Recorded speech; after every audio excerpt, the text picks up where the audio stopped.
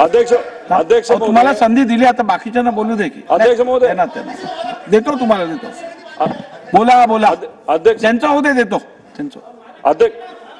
अध्यक्ष महोदय, या ठिकाणी हा जर विषय आपण बघितला तो खऱ्या अर्थाने का चर्चेत आला, त्याचं मुख्य कारण म्हणजे तिथं असणाऱ्या सामान्य लोकांनी हा विषय हातात घेतला, आंदोलनं केली. रवींद्र भाऊ दंगेकर आमदार यांनी सुद्धा त्याच्यामध्ये पुढाकार घेतला. अध्यक्ष महोदय, याच्यामध्ये आपण खोलात जर गेलो तर याच्यात सिस्टमिक एरर आहे.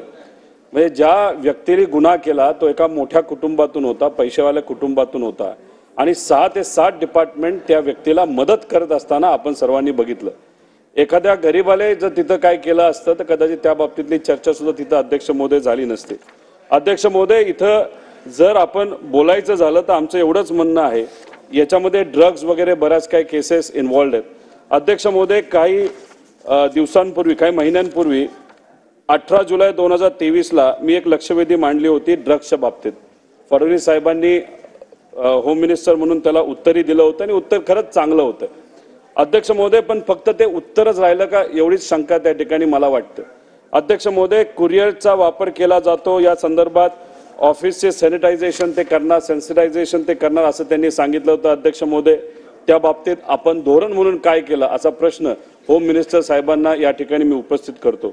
अध्यक्ष महोदय, जिल्हा अधिकारी यांच्या under anti drug coordination committee तयार केली जाईल, ती केली गेली आहे का, त्याची कुठली स्ट्रॅटेजी आहे का, त्याच्याबद्दल आपण पुढे काय करणार आहोत, आणि कुठल्या कुठल्या जिल्ह्यामध्ये अशा पद्धतीची कोऑर्डिनेशन कमिटी ही निर्माण केली, त्याचा काय स्टेटस आहे असा प्रश्न अध्यक्ष महोदय मी इथं होम मिनिस्टर साहेबांना करतो. त्याच्याबरोबर दहशतवादी पथकाला नोडल एजन्सी हे केलं जाईल, तर अशी एजन्सी केली गेली आहे का, त्याचा कुठला अहवाल आलाय का, एवढंच या ठिकाणी अध्यक्ष महोदय आम्हाला बोलायचं आहे. आणि याच्यामधून मला असं वाटतं की याची सरकार असो का त्याची सरकार असो, यात पूर्णपणे सिस्टमिक एरर आहे. म्हणजे श्रीमंताचा एखादा व्यक्ती नाही तर कॉन्टॅक्ट असणारा एखादा व्यक्ती सहजपणे याच्यातून सुटून जाऊ शकतो. फक्त लोकांनी हा विषय ताब्यात घेतला, पण उद्या गरीब असू नाही तर श्रीमंत असो, कुणी चूक केली तर त्याला त्या ठिकाणी कारवाई झालीच पाहिजे. यासाठी आपण ट्रान्सपरंट सिस्टम काय करणार आहोत असं या ठिकाणी मी अध्यक्ष महोदय होम मिनिस्टर साहेबांना प्रश्न करतो.